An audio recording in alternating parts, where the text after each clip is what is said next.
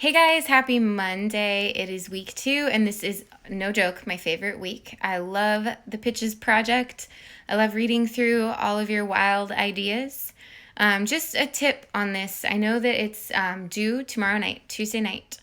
Um, but I want to give you some last minute advice. I was just asked in my Zoom virtual office hours if these need to be serious or lighthearted. And some other questions came up, like, does it need to be something that no one has ever heard of or whatever? I want to emphasize again the word underdog. So, you can go mainstream with the broad topic. So, for instance, what's one?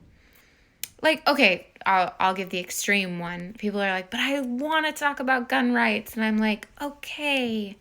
But you have to talk about some aspect of gun rights, like some smaller sub argument that is indie or unheard of or unique, and you're really gonna have to sell that. If you choose something like that, you're gonna have to sell it. But don't just go for contemporary issues like controversial topics.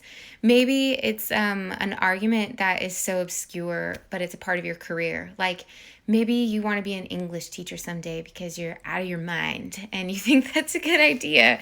And you're like, I want to write an article for Exchangers about the Oxford comma and how it's so necessary and this shouldn't even be a question. That would that would be that would be a hard one to engage readers on, but if you approached it with humor, maybe you could do that. The other thing is, what about your hobbies? What do you love to do? Or maybe you're a skateboarder, or maybe you ride horses. I don't know. And maybe there's some kind of argument to be made in there. So think about all the different aspects of who you are and let that kind of guide you on the internet as you surf around for your underdog story. Okay, Tuesday night pitches are due. Thursday night replies are due, which is basically like a voting on each other's pitches, saying like, I like number 3 the best, and then number 1, and then number 2, and why. And I will be finishing all of your comments. I have a few of you left for your bios by tomorrow night, so that way on Wednesday morning, I can start commenting immediately on your pitches and giving you the green light, because you're going to need that green light for like basically, yes, this is a good one, spend your time on this, no, that's not, and then you can make your own final decision by next Tuesday. So this Tuesday pitches are due, this Thursday replies to each other's pitches are due. Between Wednesday and Friday, I'll be leaving comments on your pitches. That way you'll have so much to chew on as you go into the weekend. And then you'll create what's called the Stasis Project, and that's due next Tuesday. And it's like a pre-draft or plan or outline for your actual short article. Other things. I'm having a little bit of an issue with my Zoom virtual office hours. Every time that I've gone in there, I get more students than I can meet with. And so I go into chat and I leave comments and I say, hey, I'll be right with you. I don't think you guys are getting those. And I'm feeling really bummed about leaving you hanging in there. Like, I know how that kind of stuff feels, and it's really crappy. So I'm so sorry. I'm going to, after I finish up, I need to catch up and prioritize comments on everyone's bios first.